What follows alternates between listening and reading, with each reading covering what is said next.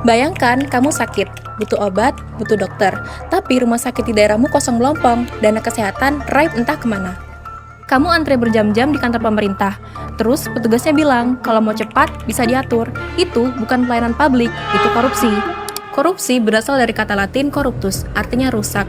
Secara hukum, korupsi adalah penyalahgunaan wewenang atau jabatan demi kepentingan diri sendiri yang merugikan negara dan juga masyarakat. Menurut KPK pada tahun 2003, korupsi bukanlah kejahatan yang terjadi secara tiba-tiba.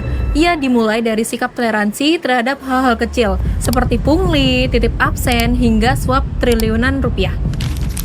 Jadi, korupsi itu bukan hanya satu saja. Ada banyak bentuk-bentuk korupsi yang perlu kita ketahui. Yang pertama, suap. Suap itu adalah memberi atau menerima sesuatu agar urusan menjadi lebih mudah di luar prosedur resmi. Yang kedua, gratifikasi. Gratifikasi itu adalah hadiah atau pemberian yang diterima seseorang karena jabatannya meski terkesan tanda terima kasih. Yang ketiga, penggelapan. Penggelapan itu adalah mengambil uang negara atau organisasi untuk kepentingan pribadi yang dipercayakan kepadanya. Yang keempat, ada markup proyek. Nah, markup proyek itu adalah membesarkan nilai anggaran agar ada selisih yang bisa dimakan oleh pejabat lain. Nah, yang terakhir adalah nepotisme. Nepotisme itu adalah mengutamakan keluarga dan kerabat untuk pengangkatan jabatan meskipun tidak memenuhi kualifikasi. Dan dampaknya bukan hanya sekedar angka loh. Indonesian Corruption Watch mencatat lebih dari 579 kasus korupsi dengan kerugian negara mencapai 28,4 triliun rupiah hanya di tahun 2023 saja. Karena korupsi, uang rakyat hilang begitu saja. Seharusnya uang rakyat itu digunakan sebagai sekolah baru, jembatan, dan rumah sakit. Bu Opi, ini sekedar tanda terima kasih saja. Proyek rumah sakit sudah saya siapkan, Ibu tinggal tanda tangan saja. Tapi anggaran resminya sudah cukup kan? Kenapa harus ada ini? Cuma formalitas saja, Bu. Semua orang juga begini. Ibu nggak ada ruginya, malah untung.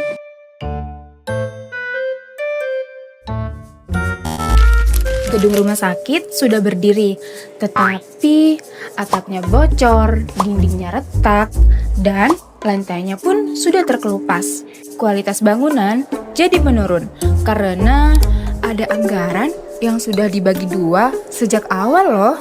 Sus, ini atapnya bocor, lantainya retak. Terus gimana keluarga kami merasa nyaman dirawat di sini? Gimana, Sus?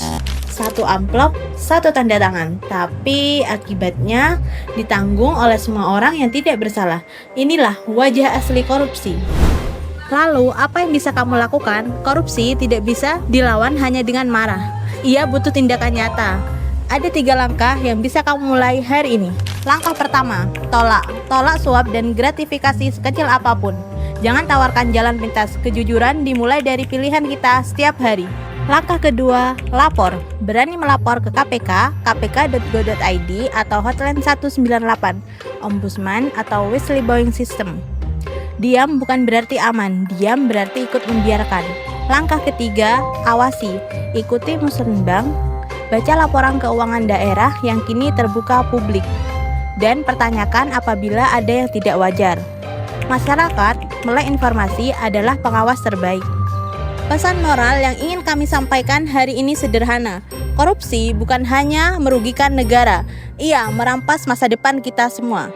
Satu orang yang jujur belum cukup, tapi satu orang yang berani jujur adalah awal dari segalanya. Terima kasih sudah menonton. Bagikan video ini karena kesadaran adalah senjata utama melawan korupsi. Saya Yopi, saya Aisy, saya Jinita, Saya Berlin. sampai jumpa dan tetaplah menjadi generasi yang berintegritas.